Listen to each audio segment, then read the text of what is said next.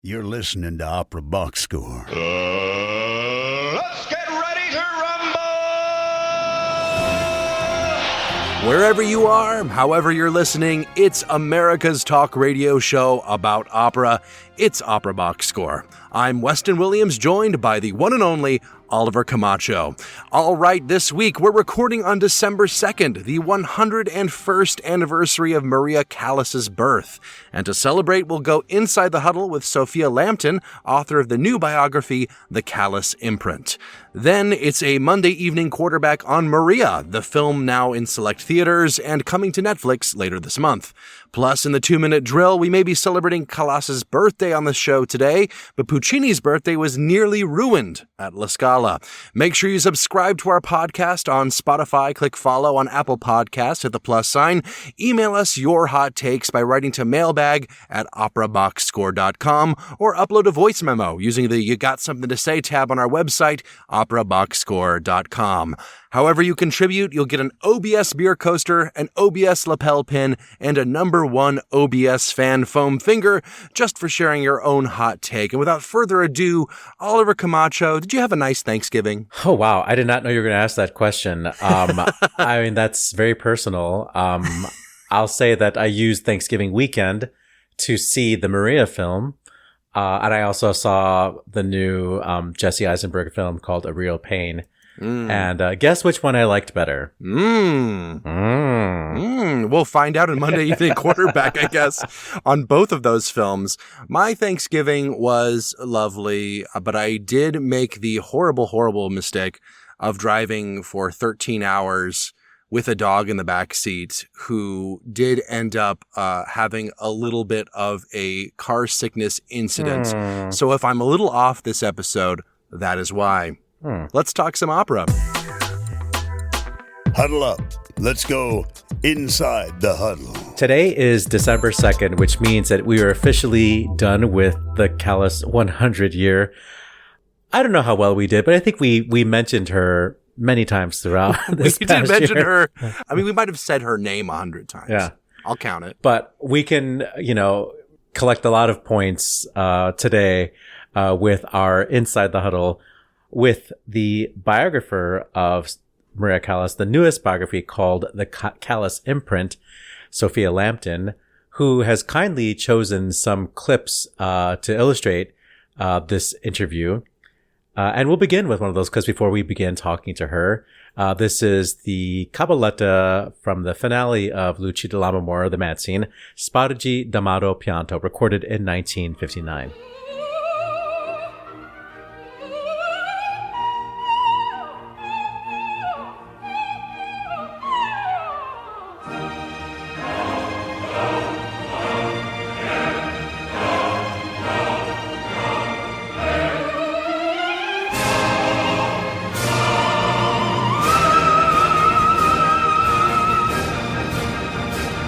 The cabaletta finale for Lucia from the 1959 recording conducted by Tullio Serafin with, of course, Maria Callas. Our guest today is Sophia Lambton, the biographer of Maria Callas, the most recent biography called The Callas Imprint. Welcome to Opera Box Score. Thank you so much, Oliver. It's such an honor to be here. So this book was 12 years in the making.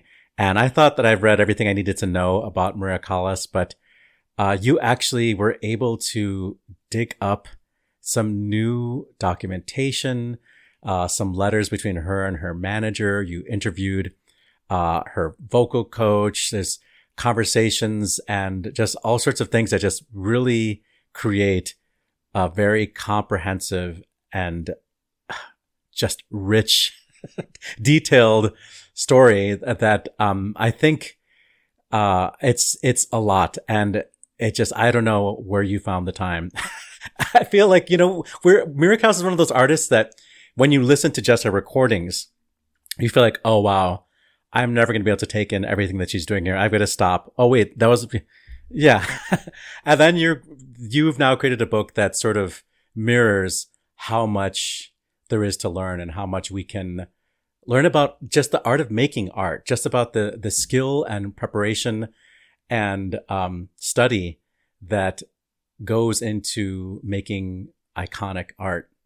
So anyway, thank you for that. I think I sort of already gave away the ending, but can you talk about just what the Callas Imprint offers in terms of biography that other biographies may not? Oh, well, yeah, that's usually the first question I get asked, which is very understandable because there has been, if you measure it just as quantity, there has been way too much written and said about Maria Callas, but unfortunately, at least 80% of it has been true. And if you limit that to what has been said of her private life, then you can take that to about 91%. My problem was I was 17 years old and I fell in love with Maria Callas as a person. So I fell in love with the speaking Maria Callas, the writing Maria Callas. I had already loved Maria Callas as a singer, but I started to listen to interviews. And when I did that, I found she was a relatable, vulnerable woman who really struck a chord in me. And yet what I was reading about her, apparently about her, was portraying a capricious, temperamental diva. And even the accounts that weren't were still misframing her story. So the thing is, I always believed what Maria Callas said, which is that she was a workaholic, and also not just her accounts, but as you probably know, her colleagues' accounts, her fans' accounts all attested to this. I could name 300,000 examples, but I know we have limited time, so I won't for now. She was a workaholic. She lived in music. That was where she found herself. I will give just one quote, which is when I'm alone with the score, that's where I find my true self. But how can one bring paradise to earth? And she was saying that when she was singing less because of her vocal problems. And she said, well, that's why I'm obligated to live another life, because bringing paradise to earth is impossible. So anyway, her version of her account of events, if you listen to as many of her interviews, if you read as many of her letters as you can, she is saying she lived for music. This is where she found herself. This is where she felt the safest, the most herself. She got terrible vocal problems. And it coincidentally, just purely coincidentally, at the same time as those vocal problems, her husband left her. Much later, she hooked up with Aristotle Onassis, and this was all just a coincidence. This was all timing. It was timing. Her vocal problems unfortunately got worse as a result of defects in the stomach muscles. She had nothing wrong with her vocal cords. I believe her technique was pristine. I will say I'm not a vocal expert, but listening to her, having studied her voice for so long and knowing something about singing and bel canto, I think she had pristine technique. She eventually, she went through various ailments that I can detail more later on, including sinusitis problems for which she had to have an operation in December 1961, several hernias for which she also had to have an operation in January 1963, and she couldn't get her voice back. I believe that, according to what she was saying, there are also many accounts by good friends, reliable sources that attest to that. But unfortunately, when you do a general Google search or read something broader, or when you just ask people, so maybe some casual fans, or read an article, you're hearing terribly untrue stories suggesting she was a diva or suggesting that she neglected her art, which was absolutely never true.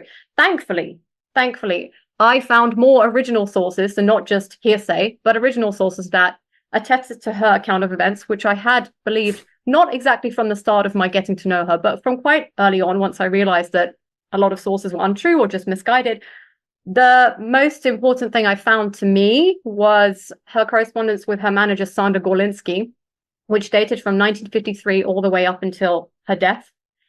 Not just her correspondence with him, because she actually wasn't the most prolific correspondent, but his notes about her, about their phone conversations, his correspondence with other colleagues of hers, primarily impresarios, managers, saying, well, she wants to do this, but she's unsure, that really detailed, not necessarily weekly, but at least monthly over the course of the late 50s, early 60s, how insecure she was about performing because she knew something was wrong with her voice. I could go into very fine detail about this and will later on, but if you want to. No, we want people to read the book, but I just have to say, like, just going back a couple of minutes, to say that she neglected her art, might be the meanest thing you could say about somebody who's Isn't it? dedicated their life to art. It's like I don't want to be one of those, because I'm also a novelist. I'm a music critic, but I'm also a novelist. So I know it from two sides, right? I critique, but I also get critiqued. I don't want to be one of those snobs who says that non-artists don't understand artists. I think that's untrue. I think it's quite simple. Anyone who has dedicated their life to a vocation or even to a relationship understands that if you have a focus, you are not easily swayed. Whatever that is, whether that's a relationship with your child or whether that's a career, or whether that's in art, science, teaching, you're not easily swayed. You have a love, you have a relationship with this thing. There are so many times you hear, I'm also a singer, that you hear throughout the training that if there's something else you can do, do it. That's like, they tell young people this just to scare them, and I have to say, like, I've tried quitting a number of times. I always am brought back to being involved in this industry in some way. I still sing to this day, but I got the signs really early on that I wasn't going to have a career as a singer. And yet I still sing because I really can't do something else, It's an inner force. Callas called it, in a French interview, she called it une espèce de vapeur, which for the listeners who don't know French, it's like a type of vapor. It's like something you just need to release. Yes. And even when she was really little, just to give a little anecdote, she used to, because this is opera box score, so I can refer to arias without, feeling that I might be alienating people, which is great. So even as I think 11-year-old girl, she was walking around singing "Je suis Titania" from Mignon and the Habanera, and she said it was just something I had to get out of my system. And even at the age of 5, her cousin remembered that she was picking up her cousin's mother's shawl and, presenting herself at the piano, singing. So, yeah, it's a force you need to get out of your system. Well, we began with the Lucia, not considered to be her finest recording. Why did you want the audience to hear that particular cabaletta?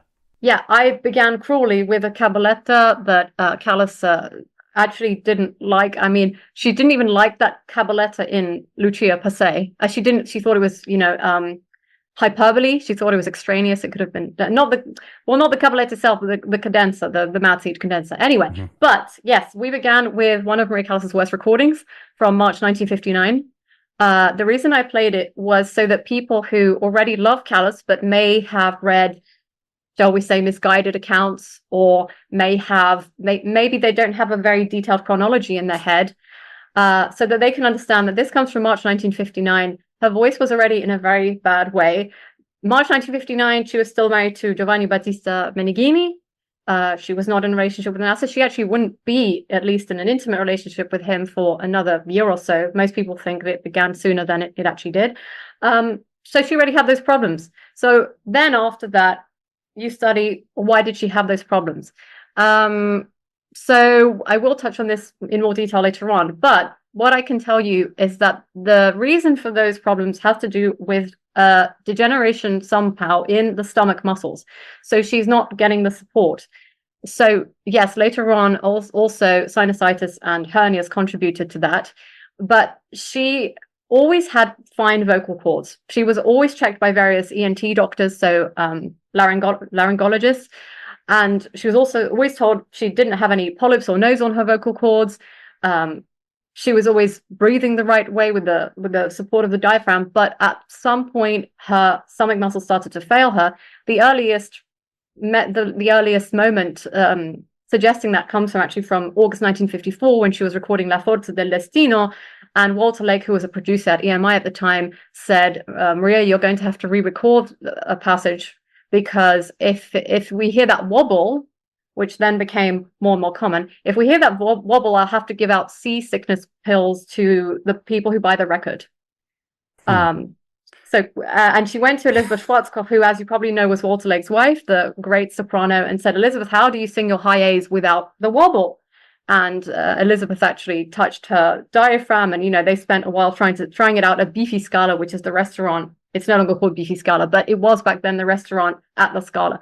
So this is going back to August 1954. And actually, if you really closely study Callas, It was my impression that you can hear it as early as her 1954 recording of Norma, the first full Norma studio recording, where in Sediziose Voci, you can hear it on the A flat of Mieto, the mie.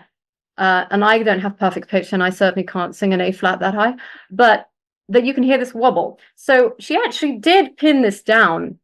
And what she, I don't know, this may have been a mistake, but she tried to strengthen her stomach muscles by doing these breathing exercises. And she would actually tell her physiotherapist, Corina Spanido, she would say, feel my muscles, punch me in the stomach as hard as you can. So that's what she was trying to do. And also there are two other people who mentioned being told by Maria Callas to punch her in the stomach so that they could, because she was saying, look what I'm doing to train my muscles. So we know that, and also the music critic Irving Kolodin, who wrote for Saturday Review, reported in February 1974, telling conductor Nicola Rescigno, a long-time colleague of Callas's, about this. We know it was to do with her stomach muscles. After that, you can go on to debate, is it because she lost so much weight in the course of 18 months? She lost, because I work in kilos, so I think of 95 pounds. I converted it into about 95 pounds over the course of 18 months. Now, I've never wanted to speculate too much about this because I don't want it to come across like I'm one of those people who's saying it was her own fault, she lost her voice, because that's totally not what I'm saying. Not what I'm saying. But we know it was the stomach muscles, so that's our first revelation about the vocal decline. It has nothing to do with her behavior at all. Unless you think it's the weight loss. But what I mean to say is it has nothing to do with her studies, the amount of them or lack thereof. And there wasn't a lack of them, but I wanted to do this comparison between Rosa Poncel and Maria Callas so we can glean a little bit of how Maria Callas studied Rosa Poncel and what she stole from Rosa Poncel. But we've already gone down, and we should probably have this conversation another time because I feel like we can really go down a rabbit hole with this. But I feel like we should jump ahead to listening to this 1965 Sonnambula in concert, the A non credea. And maybe we'll link the video to our webpage so people can watch this. We're gonna listen to the recording, and I want you to tell the audience what you're hearing and what they should be listening for. But I also want to let the audience know what they can look at in this video.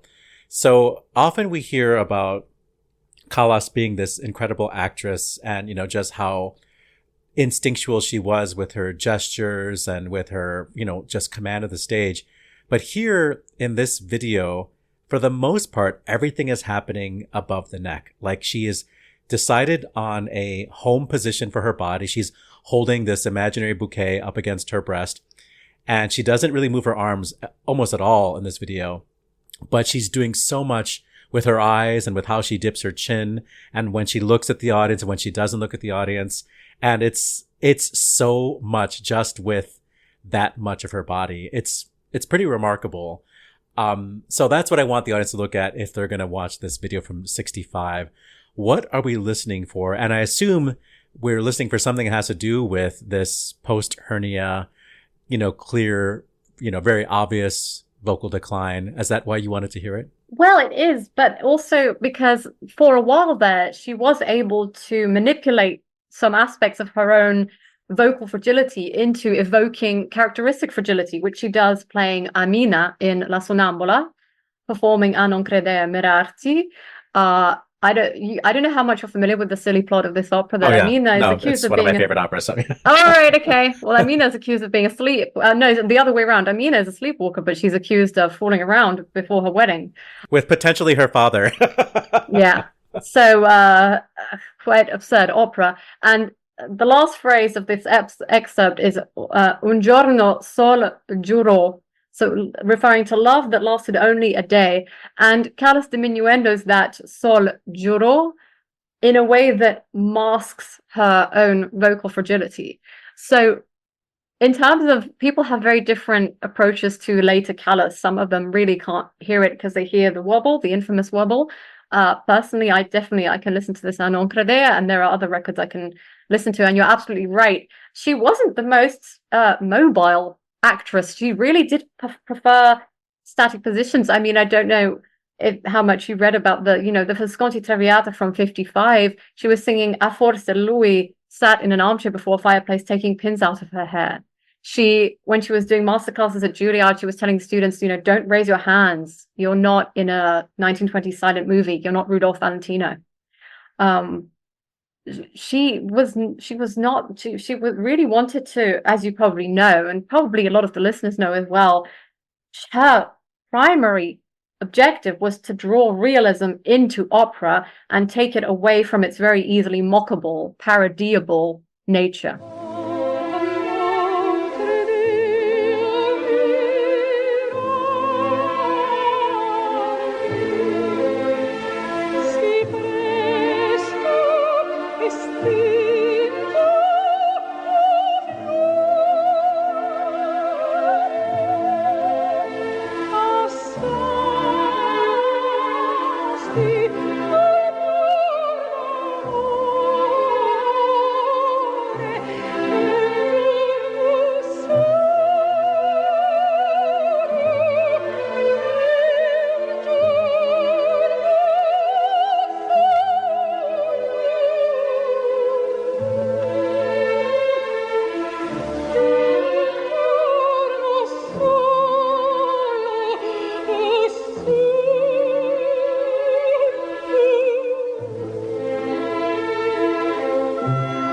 From a concert in 1965, the Cavatina, or the Cantilena, from the double aria A non credea mirarti, a non giunge, which concludes Bellini's La Sonnambula. And you can watch that video once again at operaboxscore.com. So your book came out last fall, when everybody was hearing about this movie that is going to be available for everybody to stream very soon, but hits theaters. We're recording on Thanksgiving Day. It hits theaters today or tomorrow. I think it hits theaters. Yeah, I think people can actually see it in the theater right now. So I haven't seen it yet. I'm looking forward to it because, I love the subject and I think Angelina Jolie would do a great job. But you're not going to find the subject in this movie, let me tell you that much. Okay, well, look for the subject elsewhere. In about 3 to 4 minutes, can you tell me what are your biggest gripes with this film? Everything, but I will admit, yes, Callas did wear glasses. Yes, Callas wore glasses. Wow, big revelation. No, look, it's really, honestly, I haven't actually seen it. I have, however, read the whole screenplay, so I do know everything that's the way they're treating Maria Callas' life and character. I mean, this is my advice. If you want to hate Maria Callas, go and see this film. Truly. I mean, I'm sorry, but I read the screenplay yesterday, so I'm quite, coming fresh off that. I want to tell your listeners about who Maria Callas actually was, because I assume a lot of Callas fans are among them. She was a very relatable woman. She had very good relationships with her fans, something this film seems to completely not portray. Maria Callas was a woman who welcomed a fan into her dressing room at the Met, who had thrown a bouquet on stage when the Met did not allow the audience to throw flowers on stage, and offered her a swig of orangeade from her own big bottle of orangeade. Maria Callas was a woman who noticed young fans outside her apartment in Paris and said, "Hey, why don't you come in?" And then when the girls came in, they were about 16. They had their own little Callas fan club. And they started saying, "Oh, so we're your fans. We've written you letters." She started quoting their own letters back to them because she remembered who they were. She was incredibly warm-hearted to her colleagues as well. Franco Corelli, who your listeners are probably familiar with, said that she was largely responsible for his career. She wanted to further the careers of her colleagues, not to compete with them. She arranged for a mezzo-soprano called Kiki Morfoniou to audition at the Royal Opera House. She arranged for a Maria Callas scholarship in Athens for Greek singers to be able to study abroad. When she was doing the Juilliard masterclasses, I mean, there was so much material I had to pick from because I went to the Juilliard archive, and almost all of the students she tutored there had amazing things to say about her. And from a personal perspective, saying, we talked on the phone about how I should perform this aria from Medea. And also, importantly, although I hate talking about this because it gets talked about too much, but this is the chronology. You can read Callas' own letters in my book, or even some letters have been published elsewhere as well, even before my book. She did not leave her husband for Onassis. Her husband dumped her because they had a fight about her finances, because he had mismanaged her money. He was her manager. She was unfortunately naive enough to let him be her manager. And he had invested in forgeries of paintings. And when she said, look, Batista, I want to manage my own career, he left her. And then he was bitter and he made up false stories about that relationship with Onassis that wasn't then real. It wasn't happening then. It happened later on. And Onassis was very helpful to her with her career. He actually reconciled her with Herbert von Karajan after she and Karajan had a falling out about the sextet in Lucia. Because when they were in Vienna, Karajan did an encore of the sextet in Lucia, and this went against Callas's, realism principles. And she didn't like that. They fell out. And Onassis was the one who reconciled them at Maxime's restaurant in Paris. So she was very relatable. She was vulnerable. I think my final message really would be, if you have been touched by Maria Callas, it's because you have something in common with Maria Callas. And I don't think that commonality is limited to we both like music. I think if an artist touches you, especially in a strong way, there's probably a natural human desire to think, well, how do I relate to this? How can I identify with this artist? And you can identify with this artist. And this new film that's come out is going to take you in a very fictitious direction, telling you this is some entitled, egotistic, arrogant maniac. And it's not. And she wasn't.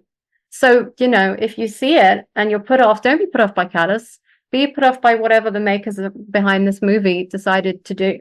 Well, we're going to close with a recording of Puccini's Manon Lescaut. This is from the fourth act. This is I forget. Is this the finale? Yes, it's the death of Des Grieux and Manon Lescaut. And before we hear it, is there something I always love looking at a score while listening to Callas to see how much of the markings of the composer is like, oh, that is like what that's her phrase, but that's also indicated in the score already, Let me plug a completely different book. Last year, there was an Italian book that also has English inside it. So it's got English and Italian text. It's called Maria Callas Forever, and it contains the scores of particular arias of hers, together with all I don't remember who wrote this, but markings of what she interpolated into those arias. So together with the score plus what she did on the score of the arias. So nice. I bought that. If you want to get a Callas book, except for my one, I mean, that has insight that, to be honest, even I wouldn't have of I'm not a singer, so I don't quite have that insight, but it's really good. Well, can you give us your commentary on Fra le tue braccia before we hear it? Oh, I love this. I love this so much. And it's the thing is, unless you know Maria Callas well as a person, you don't understand how amazing this is, because Manon Lescaut is such a seductive creature and very manipulative. The way she behaves with men and just people in general. And this is so antithetical to Maria Callas, who, to be honest, was a goody-goody prude. She was a prude, and she's playing this very, very sexual character who is dying in the arms of Des Grieux in the middle of a desert, as one does, And she closes with this breath so it's singing, but it's parlando. E l'amor mio non muor. And my love doesn't die. And she does it. It's like she's doing it, but she's dying in character. And her character of Manon Lescaut still wants to be sexually appealing to Des Grieux, even when they're both expiring. That is characterization I don't think most spoken actresses would be able to realize today, or even in the golden age of Hollywood, or even in art house European cinema, and I don't even know if she was doing it consciously, because, as I said, Maria Callas herself was on some level kind of boringly goody-goody, and she was actually not a sexual woman at all, particularly, at least compared to many other performing artists and people in general. So what she's doing is just based on her own artistic intuition, and it's magnificent.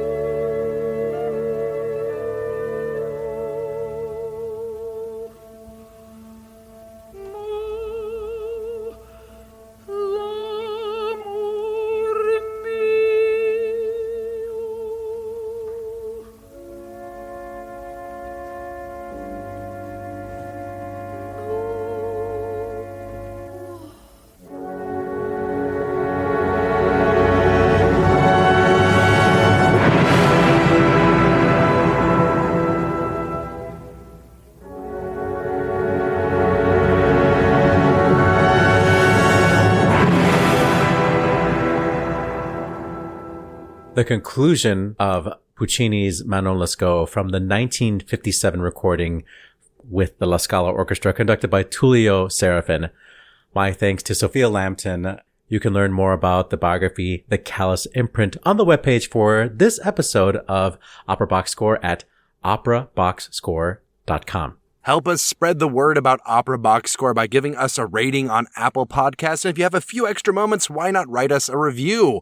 Or if you go see Maria in theaters, find someone who doesn't look like they subscribe to the show and shake them by the shoulders until they do. You can make them go to Apple Podcasts, hit that plus sign, and you can steal their phone from them and hold it hostage until they agree to become a loyal listener just like you. And to hear Oliver's opinion on the Maria Callas movie, well, good news. It's Monday Evening Quarterback. Pass or fail? Here's Monday Evening Quarterback. So I'm the type of person that doesn't like to read reviews or listen to podcasts about something before I see it. I don't like those opinions to, what the word I'm looking for, influence my own opinion. So I went in knowing very little about what this movie was going to be about. I knew that it was going to center on the last years of Maria Callas. And I have seen I've seen scenes from Pablo Larraín's last two movies, which sort of fit this trilogy of, very famous women, who feel isolated, even though they're big celebrities like, Jackie, Onassis Kennedy and, Kennedy Onassis, I guess, Jackie O, and, Diana, Princess of Wales. And this one, and I have to say, this movie is just vibes. There's very little plot. There's some great dresses. There's some great, Angelina Jolie is beautiful and sometimes very much looks like Maria Callas. And some of the most iconic images we have of Callas in photos are recreated, album covers, these types of things. So that part is really fun at the very beginning of the movie. And then the director, Pablo Larraín, just focuses on the very last week of Maria Callas' life. And it's very depressing. And there is very little joy in this movie. There's very little celebration of the actual splendor of Maria Callas' artistry. It's all about this woman, in despair and hallucinating because of the drugs that she's taking. And it's so sad. And the movie also expects you to know so much about opera and so much about the plots of the operas. The music is used actually very cleverly. And I think people who are big opera aficionados will say, that opera, this aria that they're referring to here, has this subtext. So it adds an extra layer of understanding, et cetera, et cetera. And it's sort of like for me, I understand what those arias mean and what their subtexts are. And the music does speak for itself to a certain extent. But not everybody knows that E luce van le stelle is, basically a farewell to life from Tosca. And that music is used as if it was shorthand for what we should be experiencing, what we should understand about what's about to happen, So that stuff made me feel like it was very limiting for audiences that are not opera fans. I don't think this movie will make fans of Callas or of opera for that matter, because since we are focusing on the end of Callas's life and her vocal decline, which is long past, actually, by the time we get to Callas's life. All of the recordings used are not her best recordings. Right. And so she doesn't sound amazing. And they never really even talk about what made her voice great or what were her best things, It's all just sad. And it's all in English, which doesn't make any sense. It's supposed to be taking place in France. And I think audiences are used to reading subtitles, And there's also really bad depictions of what opera looks like. every stage that she's on is so tiny, and she's the only person usually on stage. And it's always shot from the back, so we're looking out into the audience, from, as if you were on stage. And it's like, are there no other people in this opera besides you? There's no chorus. There's no set design. It's just you in the middle of the stage. Just Maria. Yeah. And the orchestras are made to look gigantic. Like there is one, I forget if it's a bel canto. I think it's Norma. Yeah. There's one, depiction of her singing Norma, and the pit is so not deep, but long. Like they have the full orchestra, like symphony orchestra with like bassoons and oboes and clarinets and like percussion all in front of the stage, as if it was, as if Norma as orchestrated by Richard Strauss. Exactly. It's like, this is Bellini. It's like, yeah, that's all those little details really annoyed me. Props to Angelina Jolie. I'm going to preview a good call. When you go to the webpage for today's episode of Opera Box Score, we will link to an interview with the director and Angelina Jolie where she talks about learning how to sing. And I think Angelina Jolie did a great job. And apparently Angelina Jolie's voice was sort of mixed with Callas's later recordings to create this Frankenstein, of Maria Callas on the last week of her life. And it's not meant to be beautiful. And props to Angelina Jolie for learning that music and for learning what it looks like to sing that music, because she did really physically embody what Maria Callas did. Some of her postures, like her shoulders coming forward and like the collarbone being very prominent. These details that we watch when we see Callas, she captured all of those. So it was great. But yeah, so many things about her biography it's just you're expected to know who these people are and what their significance was. And I don't think the audience wants to do that much homework. And it's a real missed opportunity. But, they say the same thing. Pablo Larraín, they said the same thing about these other two movies, the Jackie O movie and the Diana Spencer movie. Same things. They're just vibes, and it's beautiful. I mean, it's a really beautiful film to look at, but there's not really much of a story there. And, it really missed the mark for me. Sad. If you had to give the movie a score from 1 to #Callas100, what would you give it? Somewhere in the 20s. Oh, spicy. Yeah. We haven't done Monday Evening Quarterback in a long time because Oliver was too relentlessly aggressive with it. And, it's nice to have the tradition be carried on. You should listen to Opera Now. The podcast I did with Michael Rice and Doug Dotson. I was shameless in my opinions. I had no compunction with saying what I really felt. But now that I'm in my middle age, I really do care about my colleagues. And I know that people who are putting themselves out there to sing are doing their best, generally, are trying to do their best and really are trying to serve this thing that we love so much. So I don't want to take people down a notch when they're not their best, which is what can happen when we review things. And so this movie is to me separate from opera. So he's out of the cage, folks. Yes. He can't be contained. If you've seen Maria and you agree with Oliver, take a listen to the Opera Now podcast. If you disagree, tell us what you thought. Record us a voice memo. Send it to us using the You Got Something to Say tab, or you could email it to mailbag@operaboxscore.com. The 2-minute drill is right now. This just in. The 2-minute drill. All right, listen up. Here's everything you need to know about what happened in Operaland this week. I will be a white Otello, a choice I do not agree with. That was the headline in Italy's Il Giornale for an interview with tenor Francesco Melli to promote the season opening production of Verdi's penultimate opera at La Fenice in Venice. In an article that was meant to mark the Italian tenor's debut in one of Verdi's most taxing roles, Melli's opinion about audiences' ability to suspend their belief in favor of the now outdated practice of blackface became the story. Backlash against Melli was swift. To correct the record, the Italian tenor sat down with friend of the show Francisco Salazar of Opera Wire, saying, quote, "I disagreed because I think that having drawn a black Otello is an absolutely modern way that Verdi and long before him Shakespeare used to give an anti-racist message.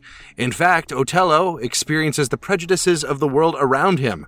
This is profoundly important, and so to deny this possibility to the character of Otello seemed to me to deny the possibility to myself, Francesco Melli, to be in turn the bearer of an anti-racist message in this precise historical moment for Europe." Due to a national strike called by various Italian unions, a gala concert celebrating the 100th anniversary of Puccini's death at La Scala was abruptly cancelled, with the audience already seated in the auditorium. At 8:05 p.m., Intendant Dominique Meyer appeared on stage to alert the audience that members of the orchestra and chorus had joined the strike. Prosecco was offered to those in attendance while an alternative plan was improvised. 30 minutes later, the audience was invited to enjoy a new concert featuring Anna Netrebko, Jonas Kaufmann, Mariangela Sicilia, and Luciano Ganci, accompanied on piano by James Vaughan. Right-wing troll and generally unpleasant person Dinesh D'Souza recently wormed his way into classical music discourse by criticizing Finnish conductor Dalia Stasevska's conducting style. Quote, "Someone should run up to the front and yank this self-serving conductor out of there. She's ruining it," said D'Souza on X. "Let the music take center stage. I'm sure the fact that Stasevska is a woman had nothing to do with your opinion, Dinesh." Gustavo Dudamel, former music director of the Paris Opera, has booked Coachella as conductor of the LA Philharmonic. The performance next April will be the first time any orchestra has been seen at the music festival. In trade news, Italian conductor Andrea Battistoni will be the new music director of the Teatro Regio di Torino. Quote, "It is a privilege and a great responsibility for me to be able to contribute to the history of one of the most prestigious musical institutions on an international level," said Battistoni. "I will do my utmost to honor this nomination with a spirit of service and dedication toward the artistic workers who are a priceless heritage of talent and professionalism and which the whole world envies us." Battistoni will take over the position January 1st. He used all the words, didn't he? In major awards news, winners of the 2025 Musical America Worldwide Award have been announced. Director of the Year is James Robison, the General and Artistic Director of Seattle Opera and former Artistic Director of our friends at the show, Opera Theater St. Louis. Vocalist of the Year is Angel Blue.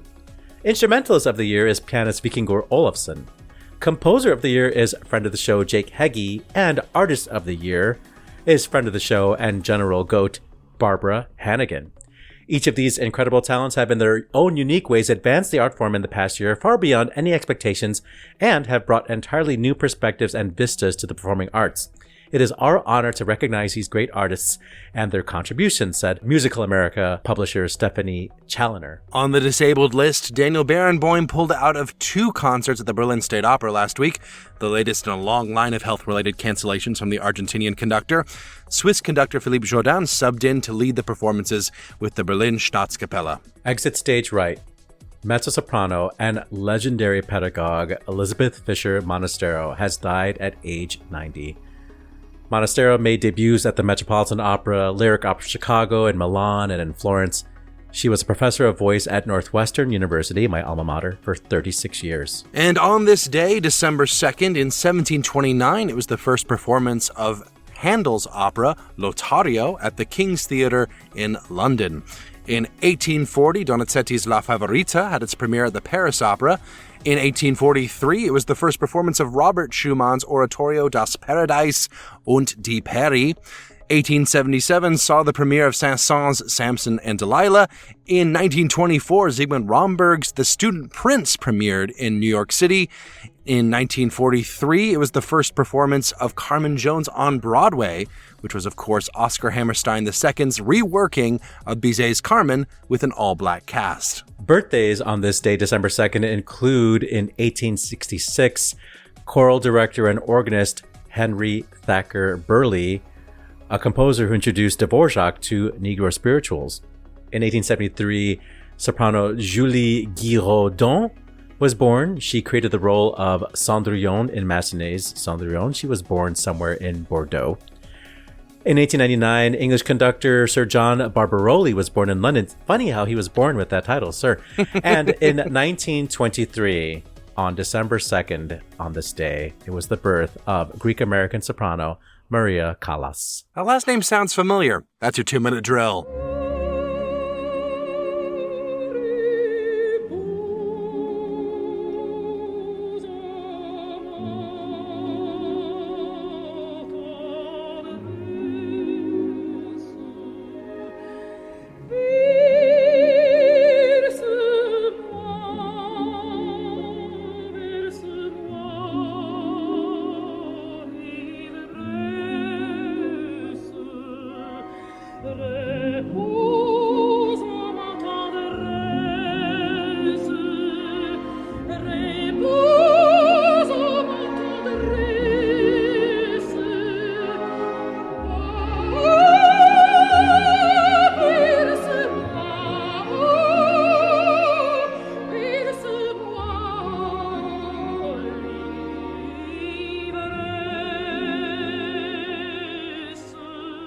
Mon cœur s'ouvre ta voix from Saint-Saëns's Samson et Dalila. I love how Samson and Samson sound so similar if you don't hear that very subtle, shift in the vowel. And that's what French is all about, is this minuscule changes in vowel sounds. And they're so arrogant sometimes, if they don't hear that subtle change, what? What do you mean, huh?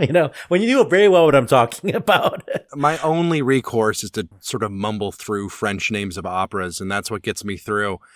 Let's talk about, speaking of mumbling through something vaguely controversial, let's talk about this blackface thing, Oliver. Let's start off with a bang. Well, what's your take on blackface? Francesco Melli has performed in Chicago, and I have not been disappointed by his singing. I think we heard him in Cavalleria Rusticana. I should look it up.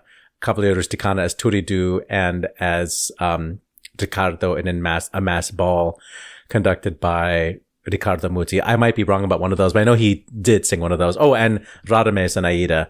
Yeah. So he's this lirico spinto tenor, beautiful tone, who has finally worked his way up to singing Otello, which is, I think, Verdi's most difficult tenor role and one of the most difficult roles in the canon.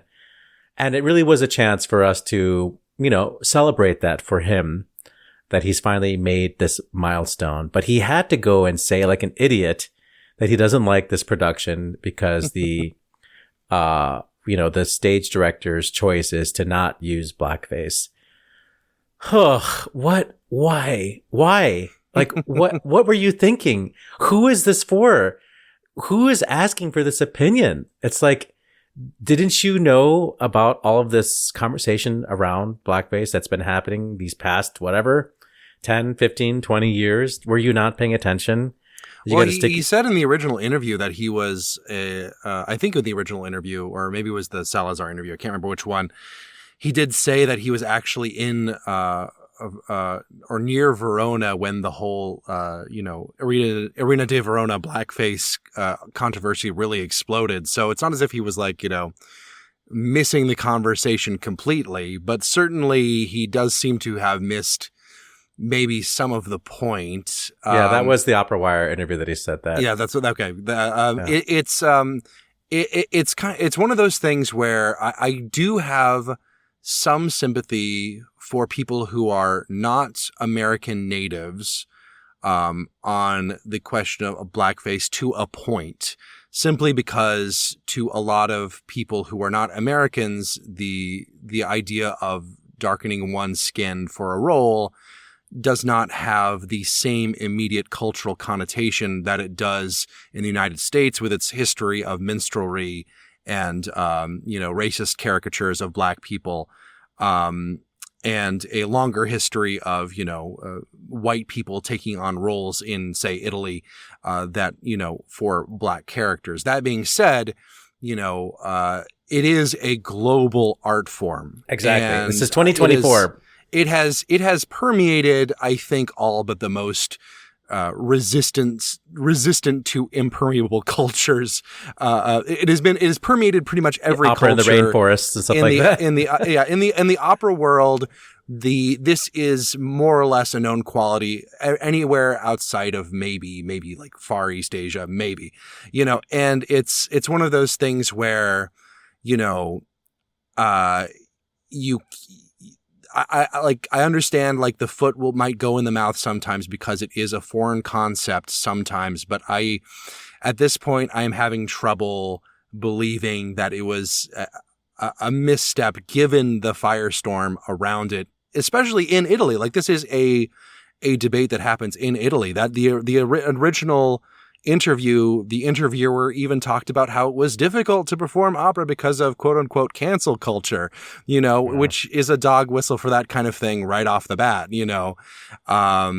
I don't want to completely out and out denounce him because I do want to give a little bit of that grace in terms of like, different cultures, who knows what he's been hearing. Absolutely. I agree with you. It is get with the program. But you're on warning now, Francesco. Yeah. Like we know that this is a big accomplishment, a big achievement. And maybe you just like, we're so excited that this newspaper wants to interview about it, but, you misspoke. You didn't quite apologize. You tried to recharacterize your original intention, but you had to go to, where the people who were upset with you were going to read it in Opera Wire. So we're watching you now. And so, it's sad that we have to now be cautious of you, but yeah, we're cautious of you right now. So hope you do well and, good luck with the Esultate. Yeah. Hoo boy. Well, I mean, that was a stressful moment for us to talk about that. It was also stressful putting a concert together, with 30 minutes notice for Puccini's birthday. I mean, this story is incredible. And I give credit to, Bernardo Gaitan, of Opera Wire. We will link to, Gaitan's report. But, that's something else. Like the show must go on, but that was super stressful. And I mean, I think they anticipated that there was going to be a strike this day, but they just didn't know exactly who was going to strike. And they're not allowed to say these people are about to strike, Yeah. There's an Italian law in place that says that you can't know in advance. And some people chose to, some percentage of the orchestra and the chorus or whatever, decided to go on strike and, made it not happen. And apparently everyone was getting really antsy. I do want to shout out the article too. He paints a really good picture of how antsy it was and how unusual it was for the show to start late at La Scala. Especially for something really big like Puccini's, birthday. It's a good story. It's really interesting. I think, there is something, obviously I think that, I'm definitely on the side of the strikers, in all likelihood, without knowing too many of the details, but I do find it fascinating from a theater making perspective, putting together something like that with some of these big names, including, unfortunately, Anna Netrebko, a lot of these big personalities, shall we say, putting something together on such short notice is genuinely really impressive. And it's, almost makes this performance more, it'll probably be more remembered than it would have been otherwise. So, I think it's kind of interesting. The thing that's sort of a shame is that, you're going to get Jonaf Kaufman and, that Russian soprano to sing this music. And, those are voices that they sound fine with piano, but they sound great with the orchestra, it just really takes, and this music, Puccini's orchestrations were so brilliant. It's really not, you're only telling half the story if you're just focusing on the singing, Yeah. But, there's one sentence in this report I didn't quite understand. This is from the third paragraph. The initiative was met with applause, though there were isolated protests, including a shout of vergogna, which means shame, from an Italian opera lover in the stalls aimed at the striking performers. So I don't know. It's so people in the audience were heckling, but who exactly were they heckling? Were they heckling the scabs, like the people who were performing, or are they heckling the orchestra members and chorus members as they were leaving the building? I don't quite understand what that was. So if you were there, let us know who was being heckled, like in Game of Thrones, that shame bell, you know? Shame. Speaking of shame, I did want to just really quickly, before we move on to the good call, bad call, I just want to really say how much I've enjoyed the thorough roasting of Dinesh D'Souza. It is not often that he darkens the doorstep of classical music, but he did it in such a hilariously bumbling classic Dinesh D'Souza kind of way. Just seeing all of the people in the classical music space find out who Dinesh D'Souza is, and then absolutely roast him mercilessly for not knowing a single thing about classical music really warmed my soul. And, you know, that's what it's all about. Let's wrap the show up. Good call, bad call on Opera Box Score. Good call, bad call. That's how we wrap things up around here. Oliver Camacho. Well, I already mentioned my good call, which is a video which will be linked on our webpage, on the webpage for this episode of Opera Box Score, in which Angelina Jolie is interviewed by the director of the Maria film and talks about her experience learning how to sing. I also want to good call Opera Box Score. Because we did a Hall of Fame episode with friend of the show, Harry Rose, as a way, was it a series of them? It was as a series. Of introducing you to the opera Die Frau ohne Schatten.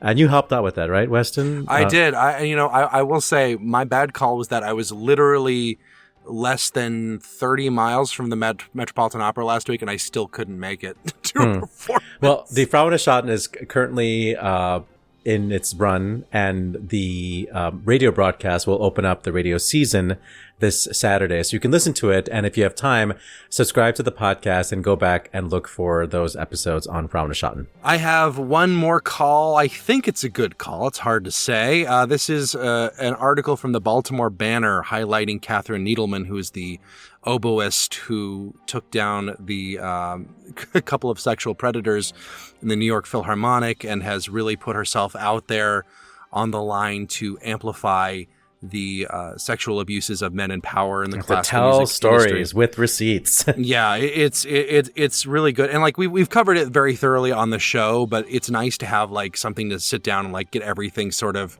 in retrospect, one piece at a time. There's a couple moments of like some mild pearl clutching from like people who are like, you know, normal erect, and some people who are like, oh, I don't know if this is the right way to do things, but like it really is kind of mostly a good article about, you know, how she's made it her mission to do this and highlight. Just like the Ronan Farrow of the classical music world, you know. It's true. And, you know, like, you know, then like some lines in there, like how, you know, she had to sit mere feet away from these men for such a long time, despite what happened. And then finally managing to get them out there. It's worth reading. And I'm sure we'll be able to put it on our website. It's from thebaltimorebanner.com. That is it for this week's edition of America's Talk Radio Show about opera. Make sure you subscribe to the show wherever you get your podcasts, get your voice heard, and find links to stuff we've talked about at our website, operaboxscore.com. And that's also where you can put your money where our mouths are. Give back to the OBS using the Support the Team tab. Your announcer is Norm Waddell. Your creative consultant is Oliver Camacho, and your audio editor is me. The executive producer of the OBS is George Cedarquist. For our guest, Sophia Lambton, I'm Weston Williams, asking you to continue the conversation about opera while the disappointed Italian audience members shout "Vergogna" at you. We're back with an all-new show next week when we go Inside the Huddle with countertenor Kimon Murat. Plus, you get more opera headlines, more hot takes, and more self-serving conductors. Join us.